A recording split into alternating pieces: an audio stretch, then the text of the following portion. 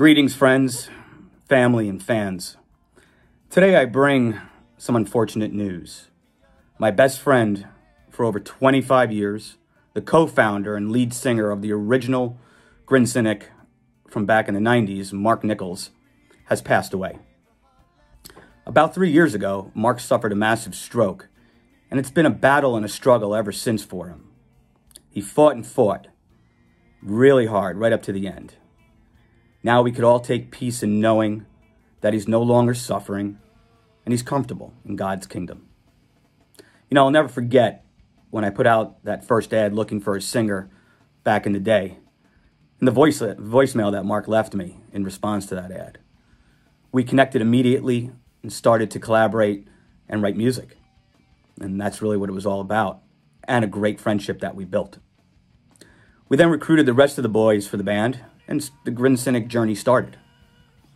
We went on to record an album, toured, even had the opportunity to appear on the Howard Stern show and get our single played for all of his fans and do some shows in New York City. Those were some good times and some good memories. When I learned about 3 years ago that Marc did suffer this stroke, it really hit me hard. At the time, I was actually headed into the studio to work on some new material.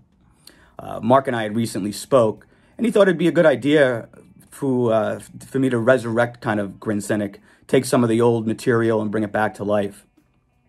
I'll never forget what he said, how that he poured his life and his soul into this music and would love to see it live on. I immediately agreed, and I got to work. So a few months ago, I released a 5-song EP in tribute to Marc and brought back to life some of the music, lyrics, and melodies that he wrote from back in the day. In honor of Marc's journey, I also wrote some new lyrics based around some of his struggles over the past couple of years. So right before Christmas, I headed up to see Marc to play him actually what I recorded. I picked him up and we drove around and listened to the EP in my car. I gotta tell you though, I was kind of nervous on what he would think of it, since he's always been very critical about everything and always wanting everything to be the best and perfect. I don't blame him. But when he heard it, he absolutely loved it, and he actually couldn't believe it was me singing on it.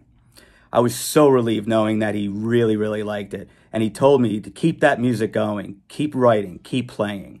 I'll never forget, and what I said to him. I said, I'll never be as good as you writing lyrics and telling stories, but I'm going to do my best, to make you proud.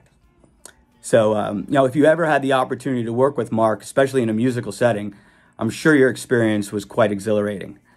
Not only being creative and a phenomenal storyteller and lyricist, he was a really awesome guy to hang out with and just shoot the breeze with. We had some awesome times together, over the past 25 years. Again, we played many shows and cities together, shared the stage.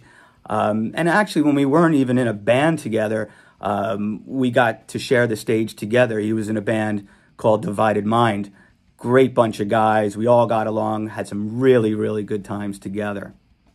I could sit here and tell you 100 stories and memories of Marc, but we'd, be here for days.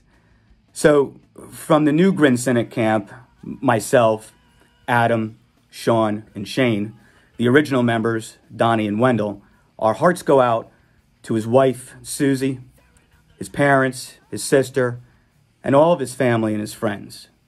Marc, you'll be missed, and I'll make sure your legacy and your music lives on for all to hear. God bless.